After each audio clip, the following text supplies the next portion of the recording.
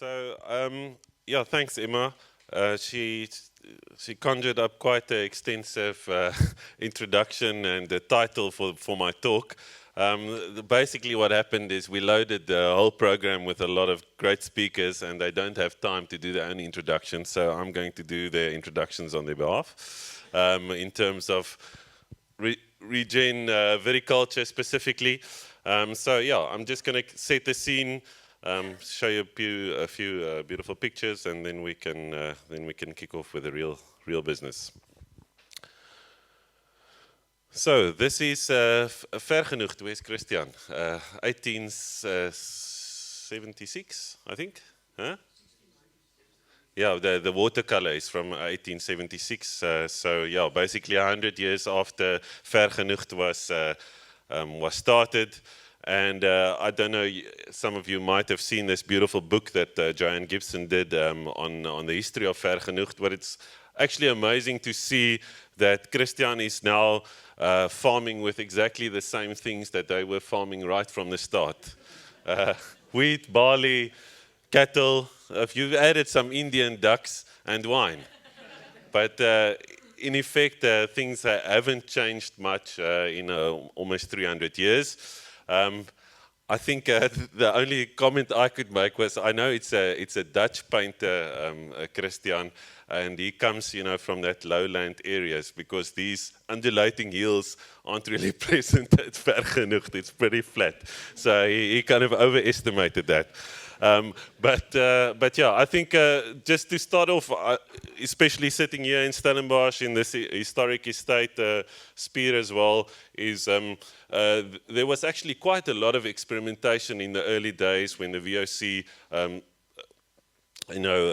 settled the Cape and started experimenting, especially with a lot of eastern, crops from tropical areas, indigo, silks, spices, and it was a disaster.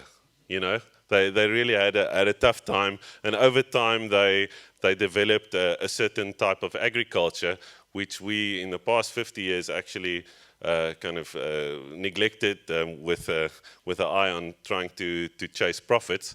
So I'm just going to quickly show you a snapshot of the last 30 years in terms of the wine industry. I know many of you know these numbers, but many of you might not know the numbers well. So this is quite a complicated graph, but this is a snapshot from BFAP, the Bureau for Food and Agricultural Policy, situated in Stellenbosch.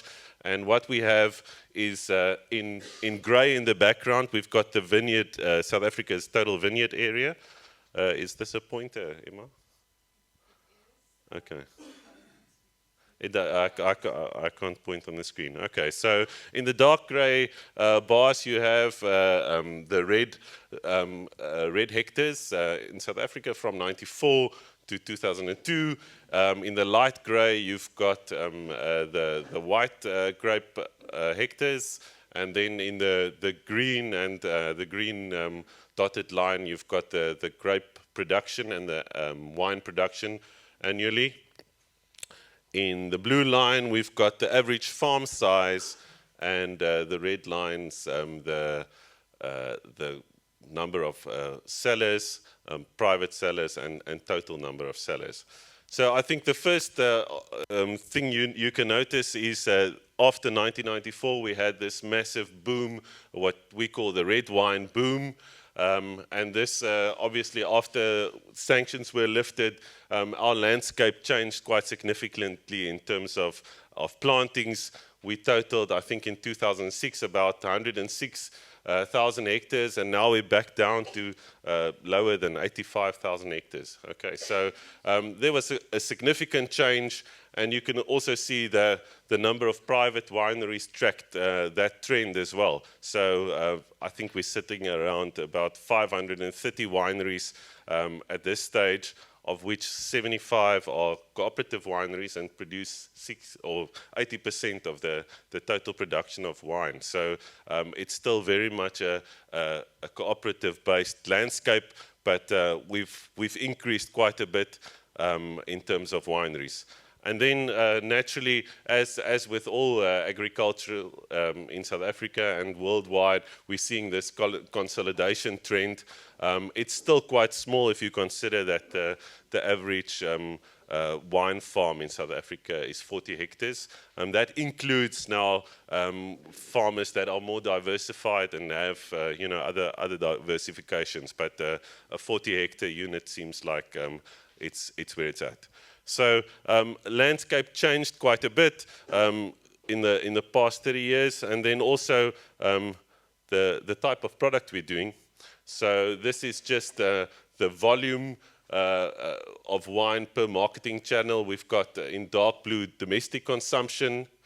You can see at the start we weren't exporting much. The green exports in bulk, and then the light blue exports in packaged wine. You can see the blip, the COVID blip here, where we dropped off, but we've really increased significantly the amount of exports, both in bulk and packaged. And as you can see below here, domestic consumption, the average annual growth over that period is 1%. So, we're a beer drinking country, as you know. Exports in bulk, 8% growth. And then exports packaged, where most of you guys are sitting, is only 3% growth over that period. And this is one of the less exciting slides to show, but this is farm producer or primary producer profitability at this stage from 2012. On the black line here, you've got what we call the net farm income. So this is kind of the industry benchmark that we do at Vinpro in terms of what is the amount of money you need to earn to stay on the farm, cover your, especially your provision for renewal, have a bit of a holiday in Hartenbos, and buy your new Toyota Hilux. So what we can see is we've only got 12% of primary grape producers above the line, which is a very concerning stat at this stage. 48% running at a low profit margin at this stage, 2% at break even, and almost 40% loss making.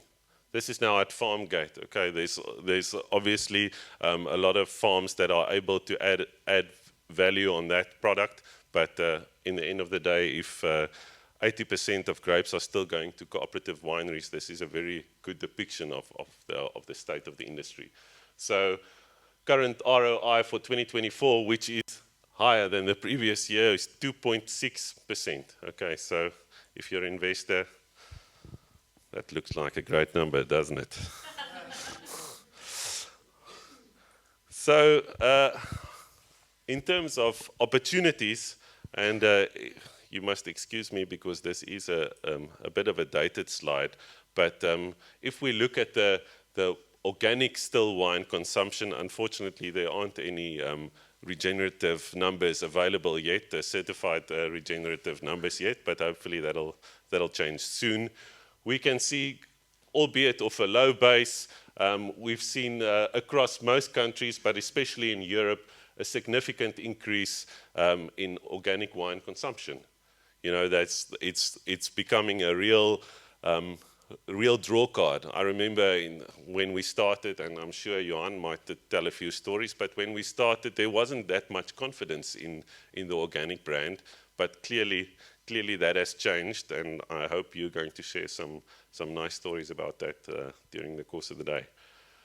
In the States especially, the perception of value is also quite significant. This is a snapshot from 2017, but here we can see as well a 48% increase in terms of value, average price for a organic wine compared to a similar conventionally produced wine. I don't really want to use those words because they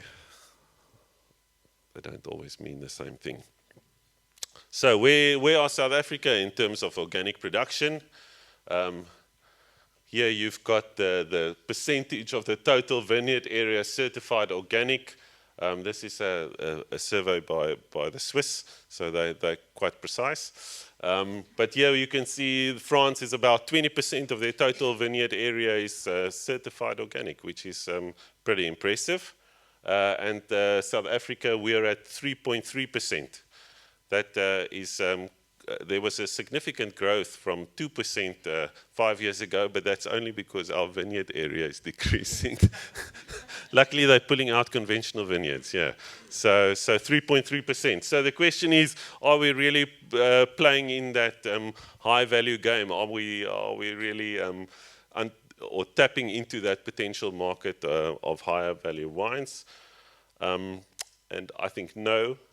But when I obviously have the opportunity to speak to a lot of you, and you know, there's certain things that come out when I ask you, okay, why are you practicing organic and not certifying, etc., audit fatigue and all of that. But I thought, let me stick to my, you know, my expertise and rather give you some reasons why I think people are finding it very difficult to go down that road. And it's just these couple of points. High radiation levels.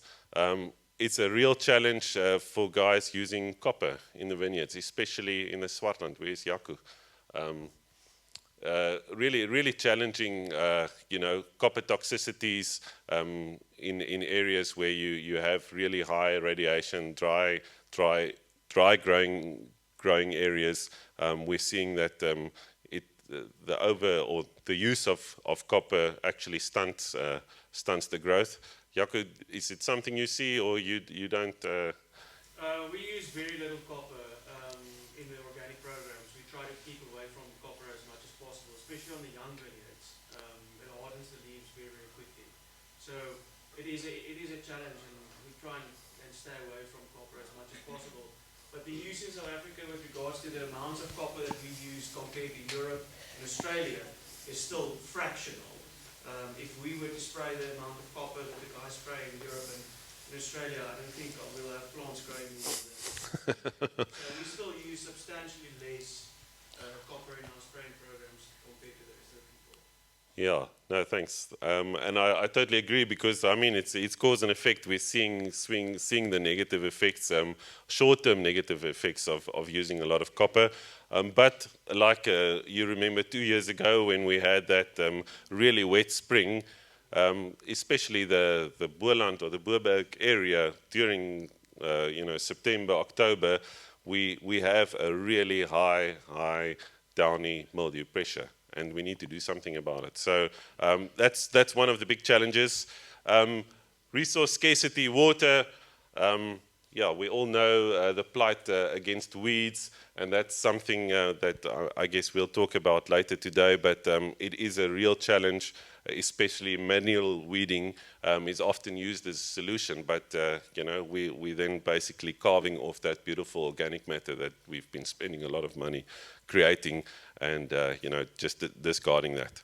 Then in terms of soil organic matter, it is important to keep into context that South Africa has this extremely old geology, right? Our soils are more than 500 million years old.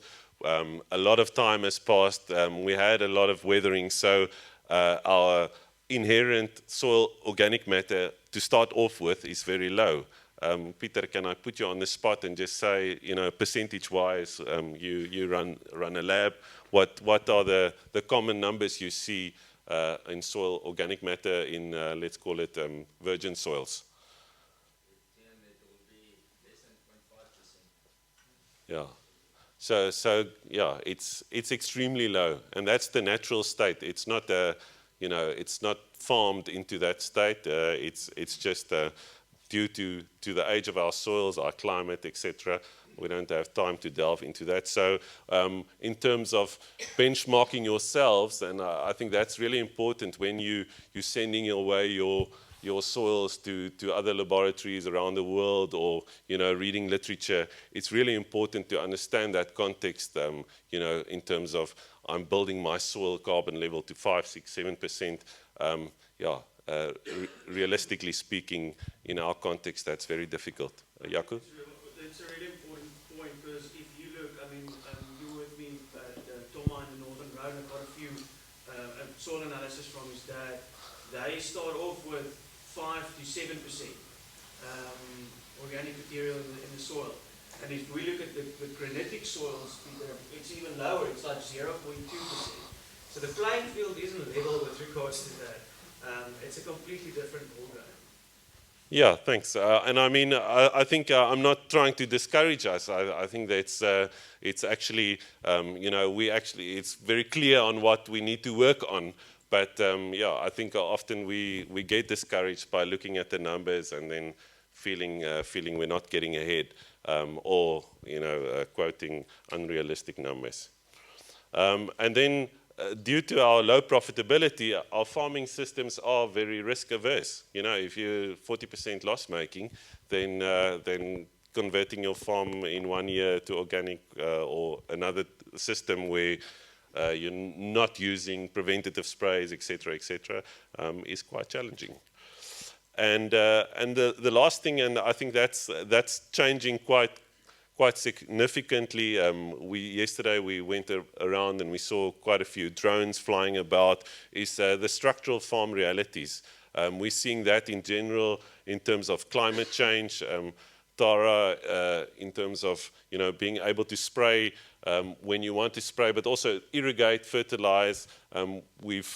We've grown up in a system where it's very much preventative, very prescribed. You've got strict timelines to do certain things, and now you want to do something differently, and your system isn't allowing you to do that. I think the number of spray carts, imagine, I think our number, the Vinpro number, is currently 1 spray cart per 20 hectares. Okay, so if you need to get around your farm and you've got a nice hilly farm like Chris has, you're not going to get through in time. You probably need to do, get the guy on the tractor and never stop spraying. So, in terms of the terms going around, organic, biodynamic, I don't really want to delve into that. I do want to just highlight conservation agriculture as a form of agriculture that is quite widely practiced in, let's call it the small grain areas in South Africa, and has actually a very long and important history where the focus has only been on a few elements that are also touched on in regenerative agriculture. So what is regenerative agriculture? Like many, I delved into the scientific annals to try and figure out what if we are at a point where we have a definition, and it seems not. This paper evaluated 550 research articles claiming or defining regenerative agriculture, and they couldn't get to one. They got to 2 groups to say that you get process-based and you get outcome-based, and then you get the processed and outcome-based combinations. Yeah, so I can understand why we were completely oversubscribed for this day today, because I get a lot of these calls. What is it? Should I certify? Shouldn't I certify? And the answer is, I don't know. This is we require fuzzy logic. We require a systems thinking approach. We require removing ourselves from the system and the way we've been thinking about agriculture in general over the past couple of decades. We were talking earlier, a group and I, about fertilization, and we have such a simple kind of transactional approach to the things we do in a very complex system. You do that, I get this. It's probably supported by the nature of capitalism and our current situation, but it's really challenging to understand a regenerative agriculture if you have this kind of black and white thinking, this kind of dualistic approach to agriculture, because as you'll hear today, there is so much going on. And in terms of certifications, ask Anne. They've got a website. There's a beautiful tab. You go into certifications. There's all the various certifications available, and they've compared them for you. So please feel free, before you call me, go to the website, please. Yeah. So, regenerative agriculture, it was 5 principles. We've added a 6th principle. Benny, is that correct? Or I thought it was 9. I was mistaken. It depends who you talk to. But yeah, I think understand the context. This is obviously why we're here today. Minimize soil disturbance. That's also a conservation agriculture principle. Maximize crop diversity. Also a conservation ag principle. And then keep the soil covered. Maintain living roots year-round, and integrate livestock. And you're going to hear all about these things today. I think what I want to stand still at is understanding the context, because we don't give ourselves enough credit as South African viticulturists in terms of the level of detail that we go through in terms of understanding the soils, understanding our slopes. With GIS, we've got Yaku and Tara here that do amazing work in giving you the tools to really optimize that piece of land and allow you to plan. Then minimizing soil disturbance. Here I've got a tractor going. We didn't want to take the tractor in a newly planted vineyard, and we make a plan. So we've been having it. Maximizing crop diversity. This is here at Isak. He's got lovely medics. We've obviously got the vineyard and some mustard going. So great diversity. But another important point of diversity is our amazing, Cape Floral Kingdom, which is incredibly species rich. I think it's estimated 9,500 plant species, of which 70% are found nowhere else in the world. I mean, that's incredible. But unfortunately, as you can see, all the red and orange areas are endangered and critically endangered areas. So the onus falls on you as landowners, land managers, to protect those areas, because only 9% of this biodiversity hotspot is actually formally protected in nature reserves or state-owned nature reserves.